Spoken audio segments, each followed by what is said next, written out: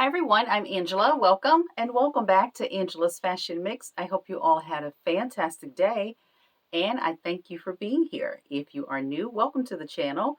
I thank you for tuning in and I hope you find something enjoyable here that would benefit you for the long term. I talk a lot about fashion. That's primarily what I do. Periodically some lifestyle, and as in today's video, sometimes a DIY. So last week you all saw in my short that I went to Joann Fabrics, and I had this idea in my head for a couple of months. And since I got the long coat from StyleWe, I ended up getting two of those. And I got them in two different sizes. So I kept the bigger one for the longer length. So I decided I wanted one that had some fur detail on it. So I added it. And I'm going to be doing primarily voiceover on the video because as I was creating the video, which is a little bit challenging for me, trying to show the details and talk about it at the same time, I was forgetting to talk about what I was doing. So I decided to just voice over the details as I was creating the jacket. So that's what today's video is about. I want a quick follow up on the bracelet that I wore today. Someone wanted to have a close up on that in terms of the details. So this is it. It has the hinge detail. And when it closes, it just looks like a little buckle. So let's talk about this coat. So I'm going to show it to you finished first. And if you want to stick around and see how that came to be, there are a couple of ways that I do DIYs. It depends on what I am anticipating using it for. And it also depends on how long I think I will have something in terms of how I create it, sew it, or glue it, or whatever that detail is.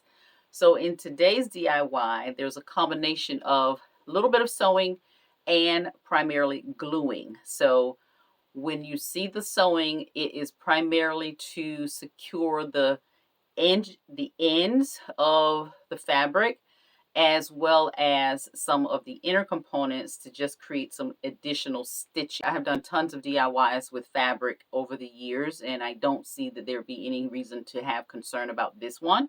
So I decided to glue most of it and then just secure it on the edges so that those pieces would lay down. So I just did a little whip stitch there. So if it's something that you think you want to try, it's a very easy project and a fun way to just add some details to something maybe you already have. But I was trying to get a certain length on this coat, and this is one way I was able to do it. So I shortened the original one and added this to the length that I needed it to be. So let's take a look at that. So here is my new coat. I added fur that you saw that I picked up from Joann Fabrics. Just added that to the end here and also added it to the sleeve. And the interesting thing about this fur is when it comes to breaking it down to the dimensions and sizes that you want, for this faux fur, it may not be all faux furs, but for this particular one, it is better to rip it than to cut it. Cutting it leaves a lot of the frayed edges. For whatever reason, when it is ripped, it does not happen. So you'll see that. But this is it. So I am loving how this came out. I got it the length that I want. So here in the video, this is the final look. And I'm going to enjoy wearing this. So we can, of course, dress it up. It's going to be great with denim. Have a lot of options with it. And it has the double-breasted detail here. And just an easy way to just get a different look in a coat. You just saw I showed some of my coat collection in the haul. And, of course, now this will be added to my coat collection. So it has a little bit of weight to it, of course, now that the fur is added. But still, it's not a very heavy coat. If you decide to do something like this, consider the weight. Also consider your height when you're measuring. I'm 5'7", and I took off about 9 inches from the coat that I originally had. And this is what we have. So I'm going to show you the details and how this came to be. Even if you don't sew, this is a pretty easy project. I purchased about 1.5 yards just to make sure I had enough, so I do have some left over. And it was, I believe, $18 a yard. So very inexpensive for this project. So I'm starting here with laying out my coat. I buttoned it, as you can see, so that it would lay like I needed to make sure it was flat. And I wanted to make sure I determined how far below the pocket that I wanted to start the fur trim. I also needed to determine how much of the bottom I wanted to take off. And for what I took off, that would give me the length that you ultimately just saw. So I took off about 9 inches. This is not a very heavyweight coat, so it's easy enough to cut through both layers at a time up until the point that I got to the double thickness of the turned in edge of the inner hem. So then I went into a single layer to just make the cutting a little bit easier. So easy enough to do there, to just separate if you need to once you get to that point. So make sure your scissors are sharp and you should have no problems cutting through both layers at the same time.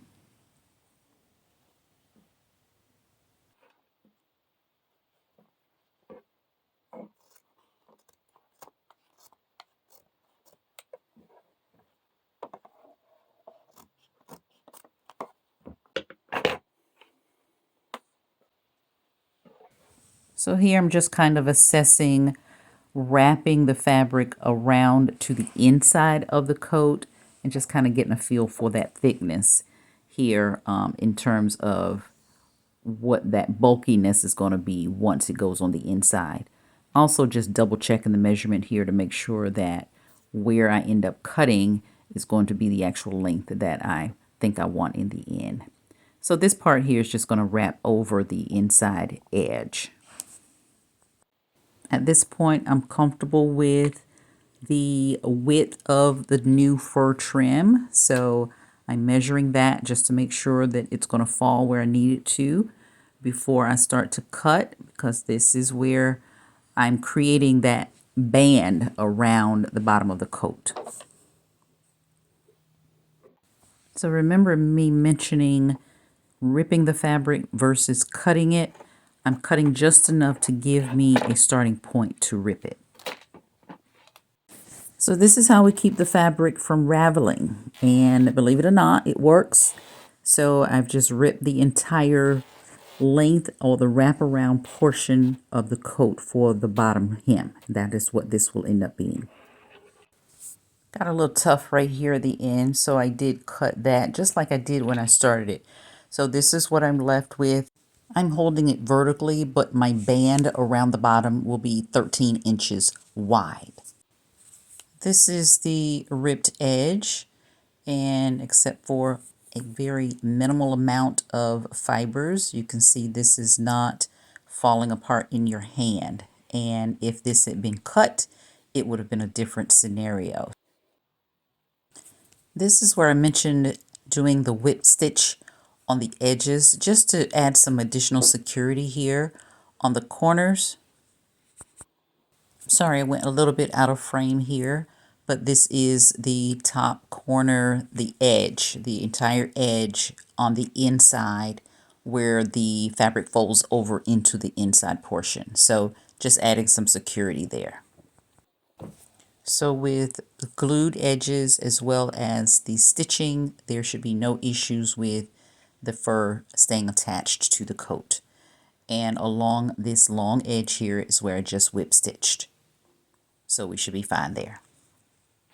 So here I just want to make sure that when I fold over the fabric to the outside that it lines up with the bottom edge here. So both of those edges should be lined up pretty well. So shouldn't have any issues there. So because I wanted to get this done quickly, that is also a reason why I use glue instead of stitching it entirely. I didn't want to do it on the sewing machine. This is much faster. This bonds really well.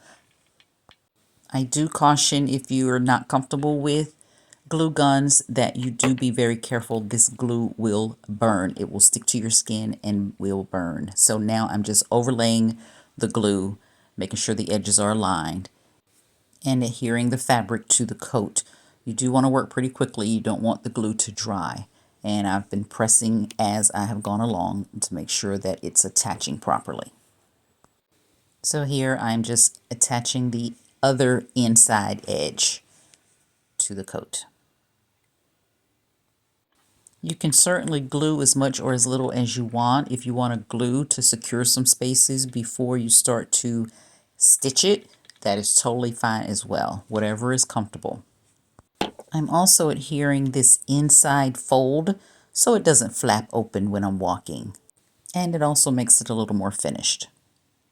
Now I'm measuring for the band around the sleeve, and I wanted a 6-inch wide cuff there on the sleeve. So I'm just taking the measurement to know what the circumference of the sleeve is. So the measurement is about 5.5, so a total circumference of 11. And that way I can just cut the one piece and make sure I've got enough for both sleeves. And here I'm measuring to allow for that measurement for both sleeves, and it just added a little bit just to make sure that I have a little bit extra to fold over. So again, I cut my starting point, and again I'm ripping to get the pieces apart instead of cutting.